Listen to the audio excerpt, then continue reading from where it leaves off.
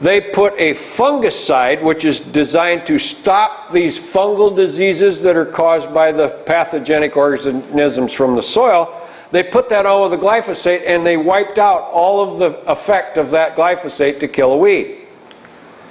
This is a culmination of scientific studies that documents some of the diseases that are absolutely increasing everywhere you use a glyphosate herbicide. There are over 40 plant diseases that have been scientifically documented to increase in a glyphosate environment. It has on here listed from apples to wheat.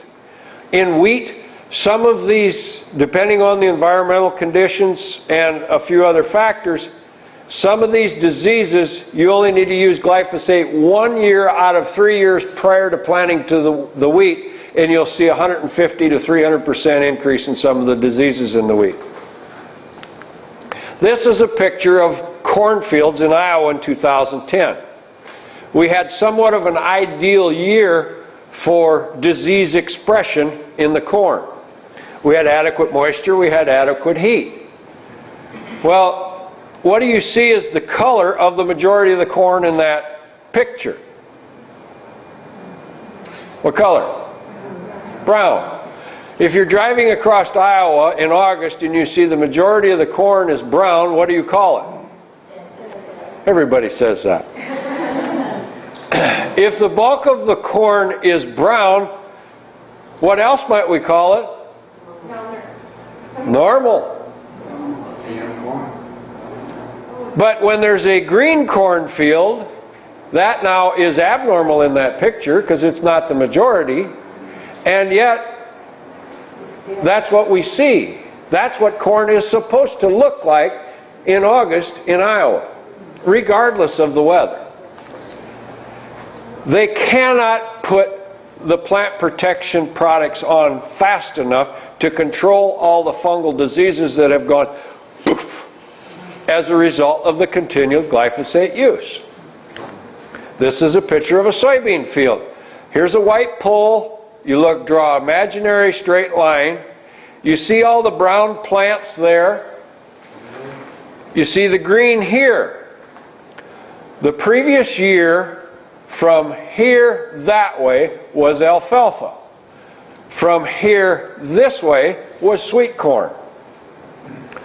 They sprayed that alfalfa in the fall with 2 quarts of glyphosate herbicide to kill it.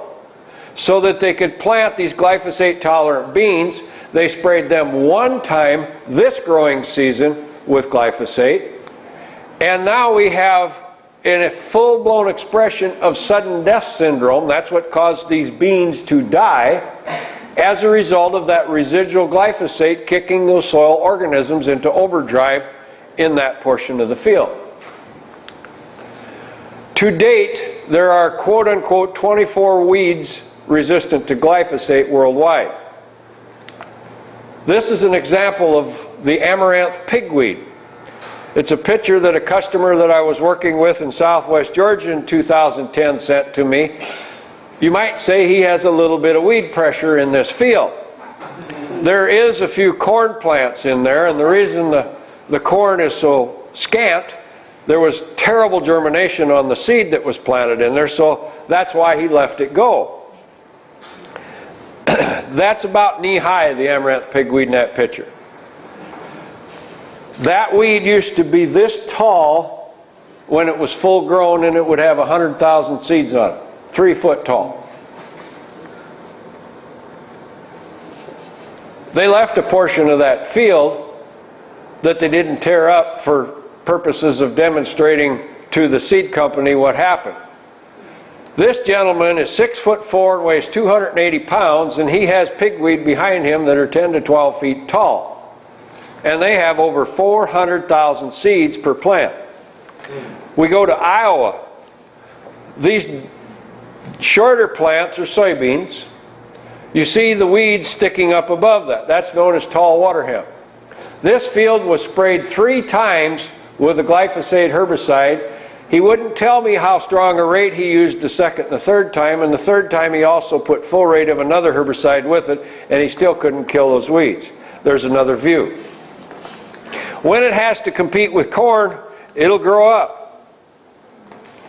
You see it on the edge of that cornfield. It's over 8 feet tall. This is a scientific study that was conducted at the University of Missouri with Dr. Kramer and one of his PhD students. They took a conventional soybean and the glyphosate-resistant version, and they sprayed the glyphosate on the resistant one and not the other, of course. They grew them side by side in the greenhouse, and they measured all of these statistics. They looked at what happened to the lignin content. The lignin is the woody component in the plant that helps it stand up.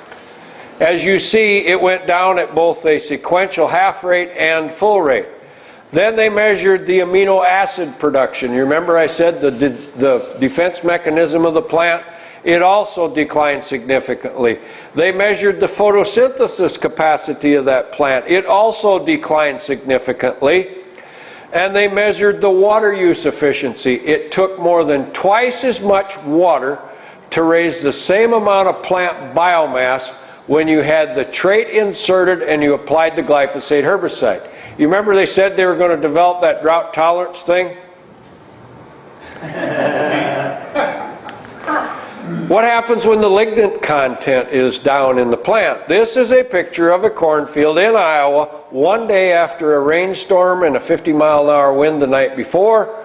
This is conventional corn that stood straight, and this is glyphosate-tolerant corn standing right beside it. This is not uncommon. They actually have developed a nickname for some of these hybrids that do this. They call it Eileen.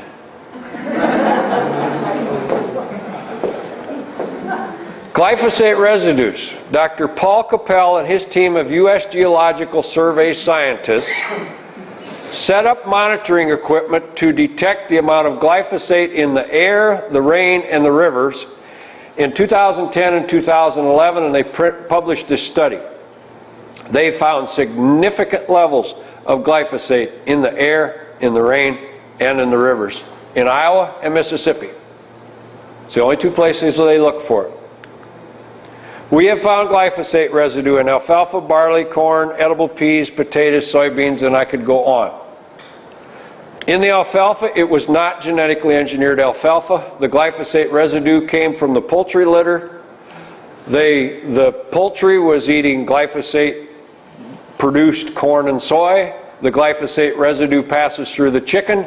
It's in the manure. They've used the manure as fertilizer on the alfalfa. The alfalfa grew. They harvested the hay. They fed the hay to the animals, and the animals got sick. So they went back and they traced it back. In poultry litter that's fed glyphosate-produced corn and soy, it is typical to see 2/3 of a quart of glyphosate herbicide present in every 3 ton of manure. With the testing that we have done on our own, that is pretty standard procedure.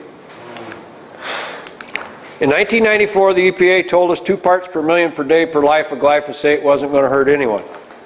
The EPA raised this up. As of the 1st of May this year, they raised the tolerance levels of every single thing that they have a glyphosate residue tolerance level for.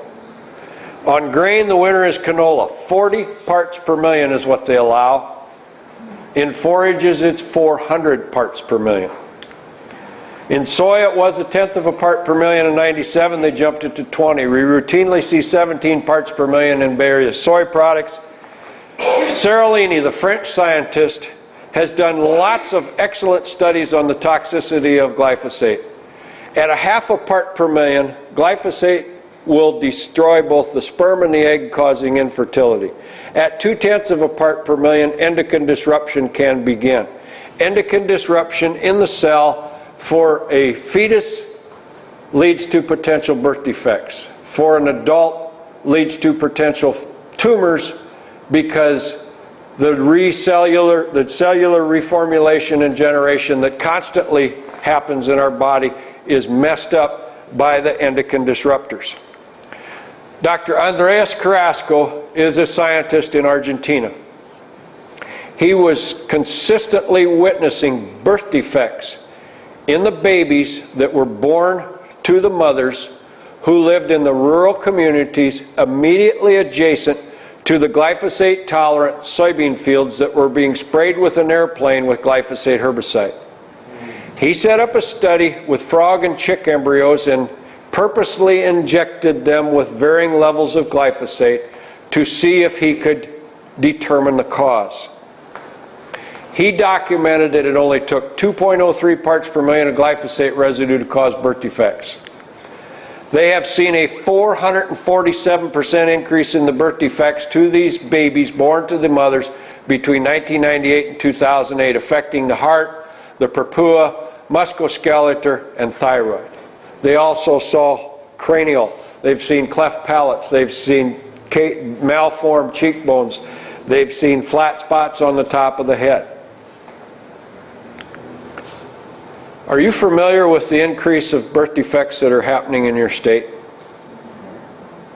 I would suggest you go to the Farm Wars, Info Farm Wars website and do a little reading. What is that again? Farm Wars and or Info Farm Wars. Go to that website and investigate this. Farm Wars, W-A-R-S. Farm Wars. Farm Wars. He's from Iowa. Yeah, I got an accent. You know, I spent a lot of time in the South. It took me 3 trips down there to figure out where the harrow was. See, I thought a harrow was a drag, but it's not. We call that a disc in Iowa, but it's a harrow down there.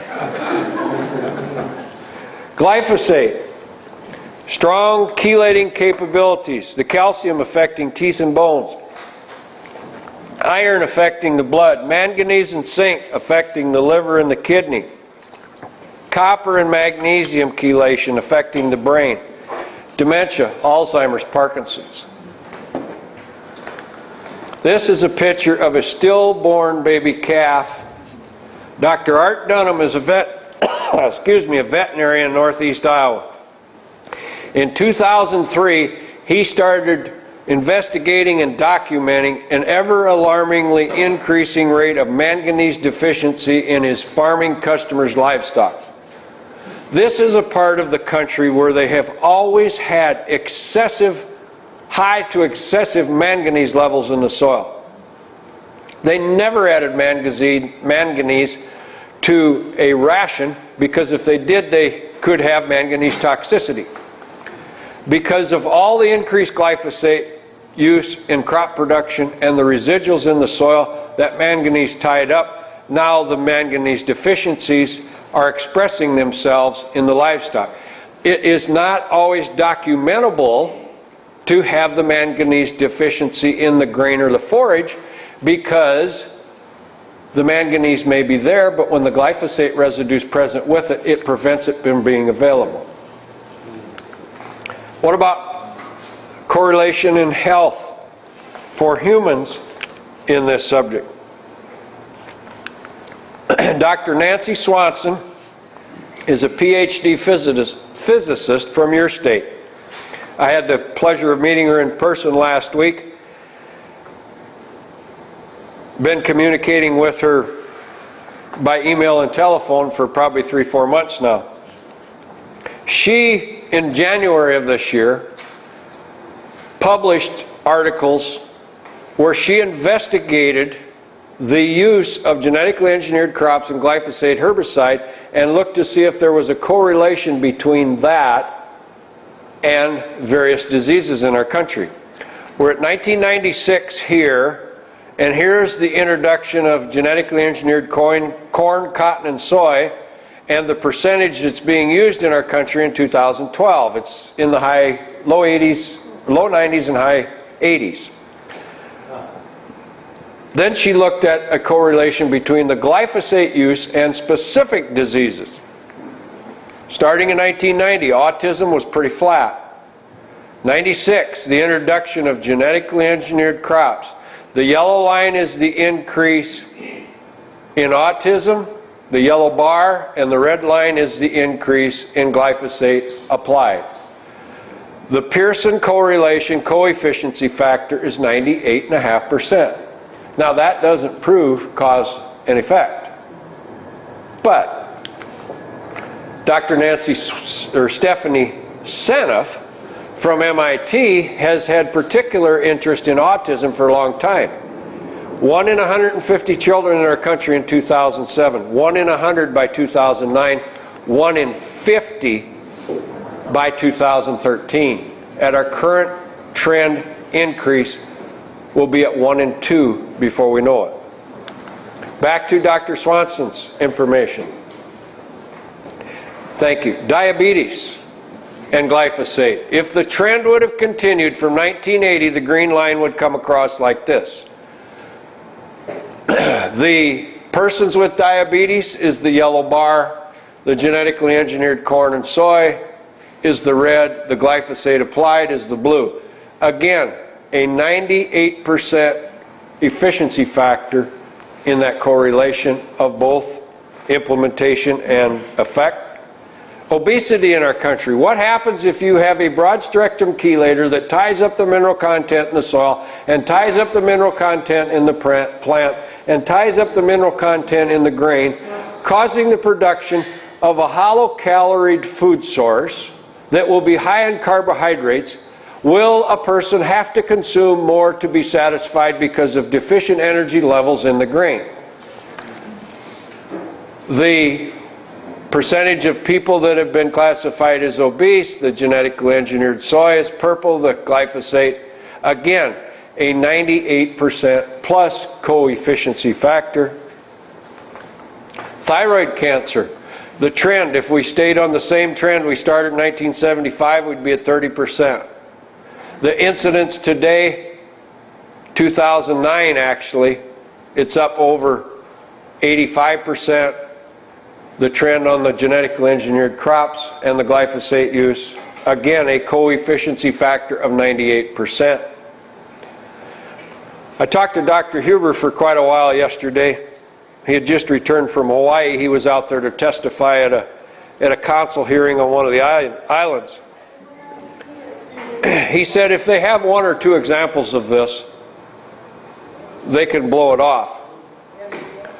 But when it keeps coming with that 98%, they only need a 5% correlation to start an investigation. Seralini is a French scientist who conducted the first ever lifetime feeding study of genetic engineered crops fed to lab animals.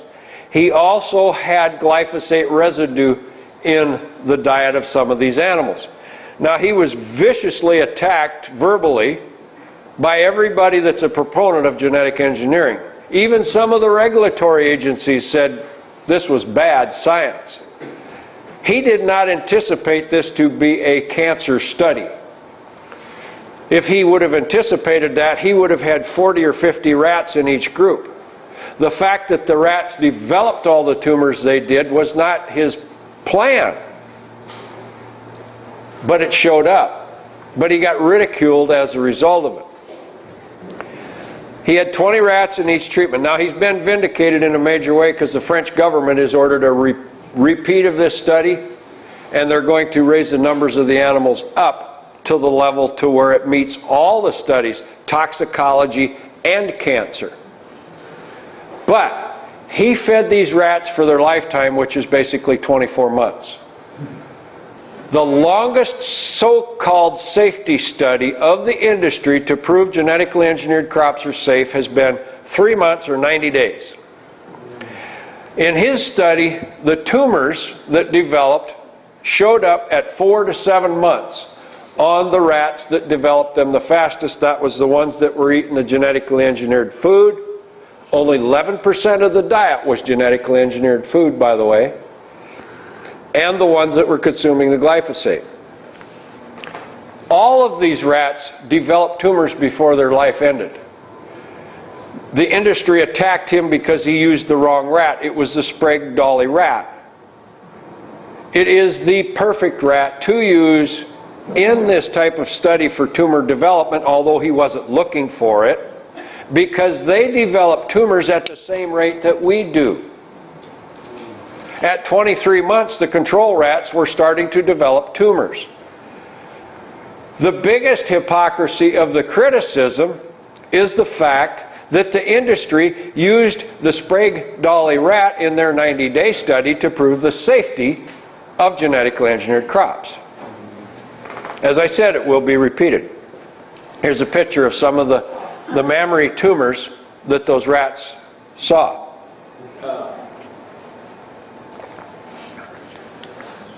We're going to jump over the pond and go to Germany for a little bit. Dr. Monika Kruger is an excellent veterinary pathologist at the Leipzig University. She has done lots of good research pinpointing problems directly connected to glyphosate in the feed supply and the damage in the digestive tract.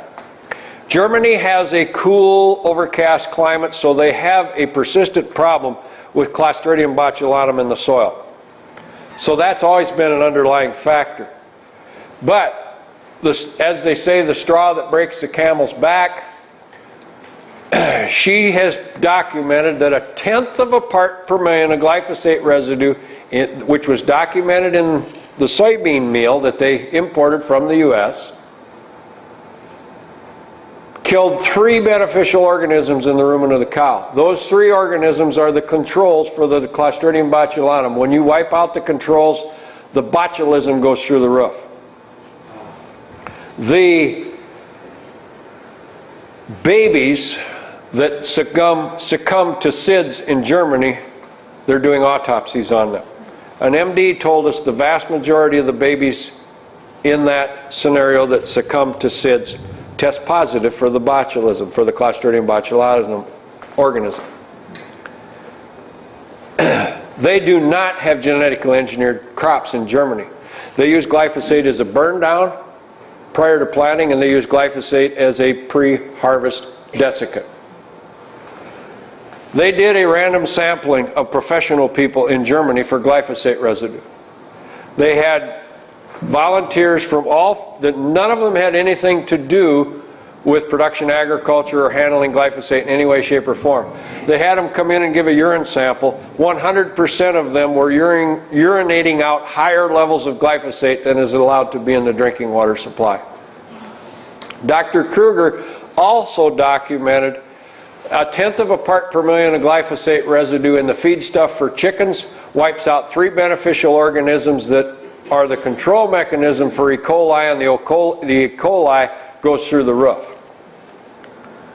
Dr. Huber, a retired emeritus professor from Purdue University, wrote a letter to Secretary of Agriculture Vilsack in January of 2010. It was to draw the Secretary's attention to a problem that we were seeing in livestock. It was the identification of a new to science suspect organism that is causing spontaneous abortions in livestock. Beef and dairy cattle, hogs, sheep, chickens, goats, pigs, and horses, where genetically engineered feedstuffs that have been sprayed with glyphosate are fed to the animals. Some of the higher incidents of these spontaneous abortions are as much as 30 to 50% in the female animals that are supposed to be helping the farmers make a living. As a result of that letter and some political pressure by Dave Murphy, he was able to arrange a meeting with USDA, which we attended in July of 2011. On the left is Bob Streit from Central Iowa, an excellent crop scout. Next to him is Dr. McNeil, PhD researcher, crop researcher, worked in the military with Dr. Huber for a time at Fort Detrick, and excellent researcher. Myself, Dr. Huber, and of course Dave Murphy. We had an hour and a half with USDA. We knew going into this meeting they were going to say, where's your independent, peer-reviewed, published research to document the validity of this organism you claim to be causing these problems? In the letter, Dr. Huber appealed for assistance to help us get to the bottom of this problem because we didn't have the financial means or the equipment to get to the bottom of this. This whole problem has been researched by one individual who shall remain completely anonymous. First, Dr. McNeil spoke. He explained to the people at USDA that the farming customers that he advises, 165,000 acres in conventional farming, 6,000 acres in organic, his conventional farming customers that were the early adapters of glyphosate technology and stuck with it and subsequently had to use more and more and more and more each year, saw their corn yields in 2010 at 75 to 100 bushels per acre when their neighbors were getting 220. It was due to the buildup of the glyphosate in the soil and the subsequent nutrition and biological damage that it caused in the poor performance and yield. Instead of 70 bushel soybeans, they were getting 20 to 30. Then Bob Streit showed pictures and documentation from the airplanes and all of the disease in all of the fields that has become commonplace, and then every once in a while there's a green field that's non-GMO. Then it was my turn. I asked a question. I said, please show me the long-term, independent, peer-reviewed, published studies you have on file to document the safety of any of the genetically engineered crops your agency has approved. That received no response from all three of the USDA department heads that were present, nor their one assistant. I then went on to quote scientific studies. I quoted the Aziz study out of Canada that documented that the Cry1AB Bt toxin, which the industry told us is supposed to break down in the digestive tract, was found to be present in 93% of the pregnant women's blood that they tested, and 80% of these women passed this toxin on to their babies. Then I quoted the Gallagher study, which was commissioned by the Supreme Court in India. Dr. Gallagher was supposed to look at the safety of Bt brinjal, what they were wanting to introduce into India. The first thing that Dr. Gallagher did was document the fact that the OECD sound guidelines of sound science research and safety testing have never been applied to safety testing on genetically engineered crops, and that the 14, 21, 30, or 90-day studies have all showed varying levels of concern in blood work and other issues from the research, and yet the crops have been approved in spite of it. Then I quoted the Seralini study on infertility and glyphosate and the Carrasco study, and I sat down. Dr. Huber had the bulk of the time for the rest of the meeting. The meeting ran 15, 20 minutes long. The head person from USDA said, I have to go, I have another meeting, I'm late. I was positioned around the table in a fashion that I politely backed away from the table, stood up between the door and that head person, and I repeated my question. Would you please show me the long-term, independent, peer-reviewed studies you have on file to document the safety of any of the genetically engineered crops your agency has approved? The response was, that's not my job, and that was a true statement on that person's part. I politely stepped out of the way. That person left. The person whose job it was in the meeting, and that person came up to me and said, I would like to address your question. We have an EIS for every genetically engineered crop that's been approved. What is EIS? I'm going to explain that. For your benefit, an EIS means Environmental Impact Study. Today, if I were a company developing a genetically engineered crop, I would do my own environmental impact study. I would bring the paperwork to you at USDA. They would take that paperwork, and then they'll say to the public, now you have 30, 60, 90, 120 days, whatever the case may be, to enter comments on this. We have an EIS. Oh, I forgot the last part. After they take the comments, they ignore all of them and they approve that plan. We have an EIS for every genetically engineered crop that's been approved. I said, yes, sir, I'm familiar with that process. I said, I participate in it regularly. I said, I testified at the field hearing you had in Lincoln, Nebraska on Roundup Ready alfalfa and Roundup Ready sugar beets. I said, I was the only person that testified against the deregulation. I was the only person that had peer-reviewed, published scientific studies to back up my testimony that documented the harm of glyphosate to the sugar beet and to the environment and the organisms in the soil. I submitted additional comments through your online process. I said, sir, the fact of the matter is science has absolutely no place in your approval process. I know that's not your fault because that dates back to when the first Bush was in the White House and we had a man at the head of the FDA by the name of Michael Taylor. Mr. Taylor oversaw 2 terms being established relative to genetically engineered crops, substantially equivalent and generally recognized as safe. There was zero science behind either one of those terms being established, and Mr. Taylor is today the food czar in the current administration and has held a number of regulatory agency positions between now and then, but his most notorious career accomplishment is that of being a lawyer for Monsanto. I said, sir, we have a classic example of the fox guarding the hen house. I know that's not your fault. I know you can't fix it, but thank you for at least addressing my question. I stuck out my hand. He shook my hand. He nodded his head, got a little smile on his face, and walked out the door.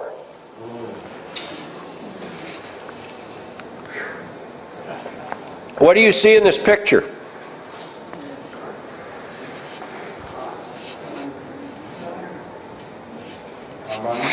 Combine dust. A combine which is combining genetically engineered glyphosate sprayed corn in Iowa and kicking up a lot of dust.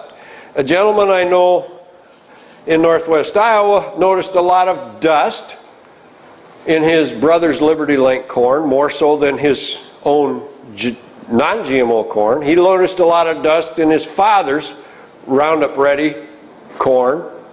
So one morning he cleans off a spot on the combine.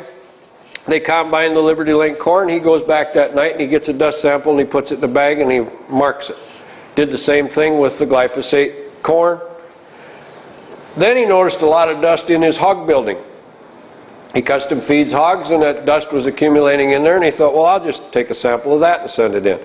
So he sent all these samples to Midwest Labs in Omaha and asked them to do a mold count and identification. When they sent back the results, they said, warning, anyone working in an environment where there's dust at levels above 1,000 CFUs per gram should have a protective breathing device. I'll start with the hog dust. 14,000 CFUs per gram. Of that, 1,000 is Aspergillus niger, and 10,000 is Aspergillus species other, 3,000 is Penicillium. Again, 1,000 was the warning sign for protecting yourself. The Liberty Link corn, 7,200,000. Total count of that 7 million is Aspergillus species, 200,000 is Penicillium. The Roundup Ready glyphosate tolerant corn is 15,600,000. Of that, it is all Aspergillus species. I'm told by my PhD research friends that have the knowledge in this arena that the Aspergillus species is potentially one of the more dangerous molds to deal with. There's nothing scientific about this, but at harvest time, when the corn and the soybeans in Iowa are being harvested, you see a lot of dust. We have, Dr. McNeil, Bob Strite, myself, we've noticed a few things. People have respiratory issues as a result of breathing this dust. Depending on the year, it can be almost epidemic. One year, we had perfect growing conditions for maximum production of the mycotoxins in the soil and the bad organisms that are going to cause the mold and mycotoxin production to be in overdrive. At the college where my wife works, just about how many percentage of the people ended up with pneumonia with their respiratory issue? Not scientific. This is an interactive slide. I need you to participate with me. Do you recognize any of the names in the center of the circle? Yes. Have you ever seen a commercial in a magazine or on TV that says, if you cannot afford your medication costs, contact us, we have a program to assist you? Yes. That commercial sponsored by AstraZeneca. Have you ever heard of atrazine, one of the oldest herbicides in corn production in our country. That is made by AstraZeneca Syngenta. Did you know that AstraZeneca Syngenta is the #4 producer of genetically engineered crops in the world? When you see your hair bare, what is the first thing you think of? Have you ever heard of Bayer Crop Science, the makers of Aztec insecticide, Liberty herbicide, and genetically engineered crops? When you see or hear Pfizer Pharmacia Upjohn, what do you represent with that conglomerate group of companies? Pharmaceutical. Did you know they were the sole parent holding company of Monsanto at one point in time, and now they're still connected in a way? So we have established the fact that all the companies in the center of the circle are in the pharmaceutical and chemical business. We will start with chemical. I want you to give me one word that you would use to describe a chemical that kills a weed or an insect, and you are describing this chemical to a 5-year-old child. What one word might you use? Poison. Poison. Okay? We're using poison to raise crops. What do we raise crops for? Cereal and grain. What does the bulk of the grain get fed to? Livestock. So, in using this poison on the crops, if there were to be a residual effect, do you think it would be positive or negative? If there is a negative effect that might affect the grain, you feed the grain to the livestock don't feel good, who might you call for help? When the veterinary comes out, what might he suggest you give your livestock to help them feel better? If you want your livestock to grow faster and you can have a lower cost of production, what might you give them to grow faster? What do we raise livestock for? Who eats the meat? If there's a residual adverse effect from this poison that's used in crops that might affect the grain, that could affect the livestock, is there a chance that it would affect the meat? Yes. If the people eat the meat and they don't feel good, where do they go? After you go to the doctor, where might he send you with a piece of paper with his autograph on it? Does that present a positive cash flow for the companies in the center of the circle? I would like to reiterate, all of the scientists that I am privileged to work with in varying degrees have the same belief and thought process relative to genetic engineering. The potential is good if and when the technology is refined, perfected, and implemented as they purport it to be. We want to improve specifically yield, we want to improve specifically nutrition content. We have foreign proteins that are indigestible with potential allergenic effects. We have crops deficient in nutrient content because of strong chelation from chemicals. We have increases in growth of opportunistic fungi causing plant and animal disease, increased environmental challenges such as dust, increased mold and mycotoxin levels, increased need for antibiotics, increases in immune system challenges, inflammation and disease, as well as increases in respiratory problems. We are told by the proponents of GMOs that we need this to feed the growing population. With the current state and status of where things are at, what do you think? No way. Do you want to feed this to your family, your children, and your grandchildren? No way. What can you do? A friend of mine in Irvine, California sent me this picture. This sign was posted on the schoolyard where her children play. Warning, pesticide-treated area. The #1 glyphosate-produced chemical in the world. How many people have ever used that in a ready-to-use handy little squirt bottle you pick up at one of these fast box stores, and you go out and you spray a weed in the crack of the sidewalk and the weed dies? I have a suggestion.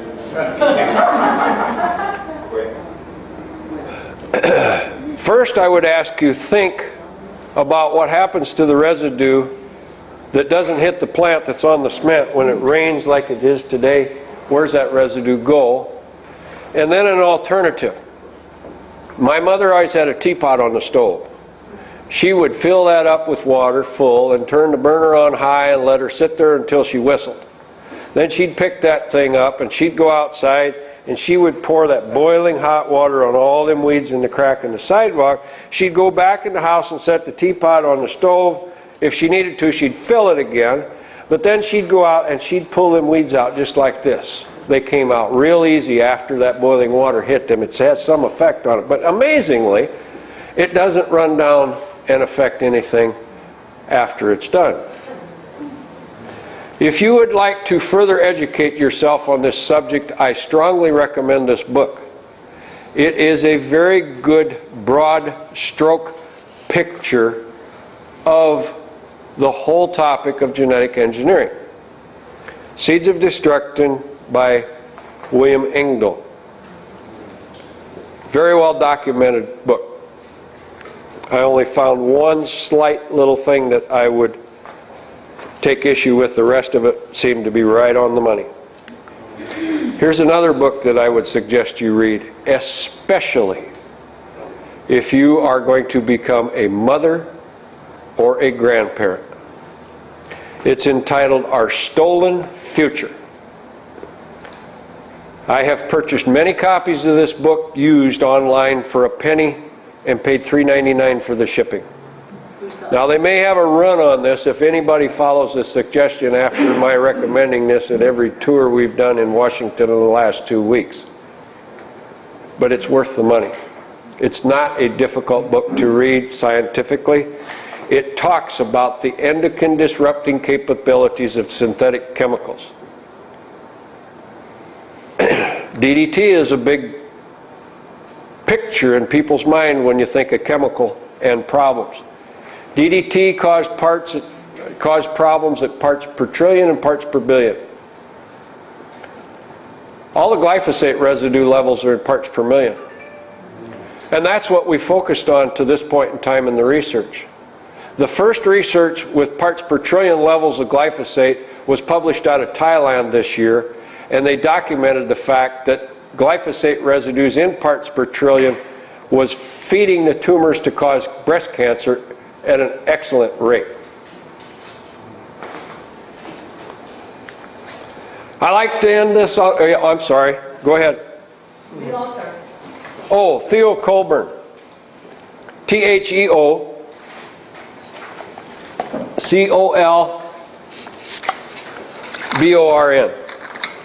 Would you say anything about foodopoly? Pardon? Do you know what foodopoly is? Yeah, I do, but I'm not as familiar with that as I am with this. I put out a lot of heavy information, so I got to give you something to leave with a smile on your face. And hope. A friend of ours in Illinois sent these pictures. He put conventional ears of corn in a sack in the warehouse, and right next to it there was some GMO corn in a sack in the warehouse. They sat side by side, and he took the pictures. A friend of mine in Ohio sent me this picture. He had a conventional ear of corn he put on that tree, and he had a genetically engineered ear of corn he put on that tree, and he took this picture 9 months later. What do the mice and the squirrels know that the scientists don't know? A positive alternative. In 2012, we had the worst drought in the Midwest since 1998. A man that I know in Nebraska sent me this picture. This is a non-GMO, biologically produced farm with soybeans growing in it. Here's the fence line. This is a genetically engineered glyphosate farmed farm. They missed the second pass of glyphosate. That's why this first row is green here for a little ways. I don't know the yield there. Now I'm going to take you to Iowa. This is a gravel road that separates this field from this field. You can see the yellow and the brown. Here, that is a genetically engineered triple stack glyphosate raised cornfield. It was chopped for silage because the yield wasn't good enough to harvest it. This farm is on a complete biological crop production program, has been for many years, and they do not use genetically engineered crops. If I went across the fence, this field, imagine we go over here across the fence, there's a field of triple stack corn that was appraised at 27 bushels an acre and chopped for silage. If we come this direction, there's a field of triple stack genetically engineered corn sprayed with glyphosate that was appraised at 12 bushels per acre chopped for silage. I heard this was 28, but I don't know that for a fact. So I know 12, I know 27, maybe 28. This field settled with the crop insurance at 109 bushels per acre and harvested it all for grain. So they tell us without this technology, we can't feed the world.